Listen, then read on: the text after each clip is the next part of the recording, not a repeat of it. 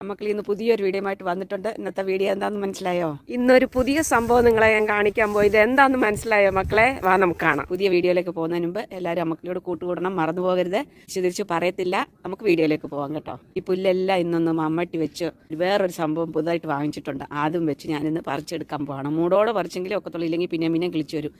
ഇപ്പം എന്താ വെച്ചിട്ടാണ് ഞാൻ ഈ പുല്ല് പറിക്കാൻ പോകുന്നത് കാണണ്ടേ? ഈ സംഭവം കണ്ടോ മക്കളെ? ഇതാണ് കള പറിക്കുന്ന സംഭവം. ഇതിന്റെ പേര് വീഡ് റിമൂവൽ ടൂൾ. കൈ കൊണ്ട് പറിച്ചാൽ ഇതിന്റെ മൂട് കിട്ടത്തില്ല. കണ്ടോ, ഇതങ്ങ് അടിയിലോട്ട് വേര് പോയി കാണും. ഇതിങ്ങനെ അമേരിക്കൻ പുല്ല് ഇതാണ്. നമ്മൾ മുറ്റത്തൊക്കെ ഉണ്ടായിരുന്ന പുല്ലാണ്. ഇവിടെ എങ്ങനെ വേര് വന്ന് ഇവിടെ ഇത്രയും എത്തി. അപ്പൊ ഇത് മൂടോടെ നമ്മൾ പറിച്ച് കളഞ്ഞില്ലെങ്കിൽ പിന്നെ ശരിയാകത്തില്ല. അതുകൊണ്ടാണ് പറിക്കാൻ ഇറങ്ങിയതെന്ന്. ഇതാണ് നമ്മുടെ കള പറിക്കുന്ന സംഭവം. ഇത് വെച്ച് ഞാനിപ്പോൾ എല്ലാം പറിക്കാൻ പോകും. മുഴുവനും പറിച്ചില്ലെങ്കിലേ ഭയങ്കര നാശം ചെയ്യും. ചെടി കാണാത്ത പോലെ ആകും. കഴിഞ്ഞ വർഷം അടിച്ച പെട്ടിയായത്. ഇതിനകത്ത് ഫുള്ള് ഇതിങ്ങനെ പുല്ല് വന്നിരിക്കുന്നുണ്ട്, അങ്ങേ അറ്റം വരെ ഉണ്ട്. അപ്പോൾ ഇതെല്ലാം ഒന്ന് നമ്മളിന്ന് മമ്മട്ടി ചെറുതാവുള്ളത്, വലുതില്ല. അപ്പോൾ അത് വെച്ചിട്ട് നമ്മളിന്ന് മുഴുവനും കിളച്ചെടുക്കാൻ പോകും. കിളയ്ക്കുന്നില്ല, പുല്ല് മാത്രം ഇങ്ങനെ മൂടോടെ പിഴുതെടുക്കുക ഇന്നത്തെ പണി. പിന്നെ കിളയ്ക്കുന്നത് പിന്നെ ചൂടൊക്കെ കഴിഞ്ഞിട്ട്. അപ്പം മക്കളെ, നമുക്കിതെല്ലാം ഒന്ന് പറിച്ചെടുക്കട്ടെ കേട്ടോ.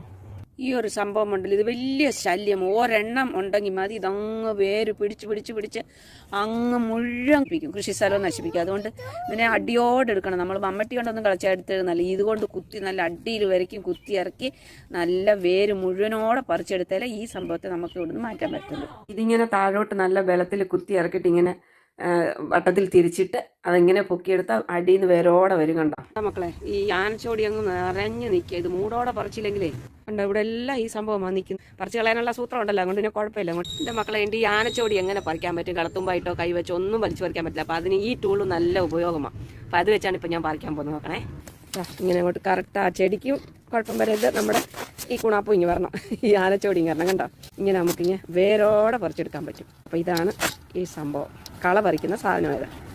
കളർ റിമൂവിങ് ടൂള് വേരോടിങ്ങി വന്നു. ഇതാണ് നമുക്ക് ഈ ടൂൾ കൊണ്ടുള്ള ഉപയോഗം. നമുക്ക് കൈ കൊണ്ട് പറിക്കാവുന്നതാണെങ്കിലും ചിലത് വേരങ്ങകത്തായിപ്പോൾ. ഇത് പിന്നെ അങ്ങനെയുള്ള പ്രശ്നമില്ല.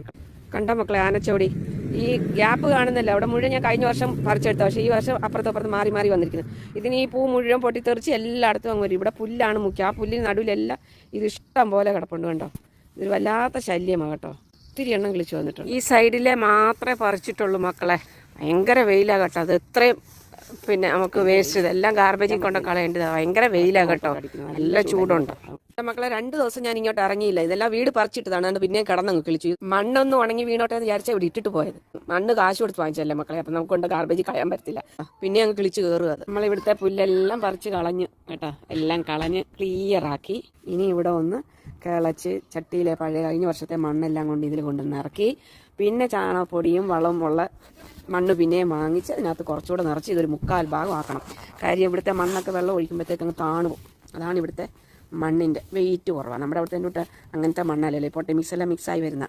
അപ്പം ഞാനിവിടെ കുറേ നമ്മുടെ കമ്പോസ്റ്റിന് ഇടാനുള്ള പിന്നെ ഉള്ളിത്തോലും വെളുത്തുള്ളി എല്ലാം കൊണ്ടിട്ടു. അപ്പോൾ എനിക്ക് തോന്നുന്നു അതിലെങ്ങാണ്ട് ഏതോ 1-2 വെളുത്തുള്ളി നിന്നത് കിളിച്ച് നിൽക്കുന്നു. അപ്പോൾ ഇത് അവിടെ തന്നെ നിൽക്കട്ടെ. അതുപോലെ നമ്മൾ ബ്രൊക്കോളി വിത്തെല്ലാം പാറ്റി പറക്കി എടുക്കുമ്പോൾ അതിൻ്റെ ആ പാറ്റി കളഞ്ഞത് ഇങ്ങോട്ട് വീണത് ബ്രൊക്കോളി കിളിച്ചു വന്നു. സോ ഇതെല്ലാം ഇനി നമ്മൾ ഇച്ചിരി വളം ഇട്ട് കൊടുത്താൽ ഇവിടെ ഇനി കളയ്ക്കാൻ പറ്റില്ല. കാര്യം ബ്രൊക്കോളി തൈയെല്ലാം നിറയെ ഉണ്ട്. അപ്പോൾ ഇവിടെ എല്ലാം ക്ലീനായി. ഇനി മണ്ണെല്ലാം ഇട്ട് കിളച്ച് റെഡിയാക്കണം.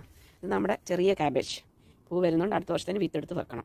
മണ്ണ് ഒക്കെ ഇട്ടിട്ട് പിന്നെ കാണിക്കാം. കണ്ട മക്കളെ, ഇത് ഞാൻ ക്ലീൻ ചെയ്ത് കണ്ടോ. ഇപ്പോഴത്തെ സൈഡ് വെയിലടിക്കുന്നതുകൊണ്ടാണ് ഇങ്ങനത്തെ കളർ കേട്ടോ. കാനഡ ആയാലും എവിടെ ആയാലും നമ്മൾ കഷ്ടപ്പെട്ട് കിളച്ച് നല്ല പണിയെടുക്കും. അല്ലാതെ നമ്മക്കിലേക്ക് ചുമ്മാ അതൊന്നും ഇരിക്കാൻ പറ്റത്തില്ല മക്കളെ. ഇത് നമ്മുടെ ടൂലിപ്പാണെന്ന് തോന്നുന്നു. അതെങ്ങനെയോ വന്നതാണ്. ഇപ്പോൾ പറിച്ചാൽ അതിന് പൂ വരാതെ പോകും. അതുകൊണ്ട് പൂ വന്ന് കഴിയുമ്പോൾ നമ്മളിത് മാറ്റി പറിച്ച് നടണം. പൂവിൻ്റെ കാലം കഴിഞ്ഞിട്ട് അത് വിത്തടിയിൽ അതങ്ങനെ എത്ര കാലം വേണമെങ്കിൽ നിന്നോളൂ. അതുകൊണ്ട് അത് പിന്നീട് ചെയ്യണം. ഇവിടെ എല്ലാം ക്ലീൻ ചെയ്ത് മക്കളെ. ഇതെല്ലാം ചെടിയാകട്ടോ, പൂ വരുന്ന ചെടി കഴിഞ്ഞ വർഷത്തേത്. അതുകൊണ്ട് അത് പറിക്കാൻ പറ്റില്ല. ബാക്കിയുള്ളതെല്ലാം പറിച്ചു കഴിഞ്ഞു. ശരി, ഇതാണ് മക്കളുടെ ഇന്നത്തെ വീഡിയോ. അടുത്ത നല്ലൊരു വീഡിയോ ആയിട്ട് വരുന്നവരേക്കും നിങ്ങൾ പ്രതീക്ഷിച്ചിരിക്കണം കേട്ടോ.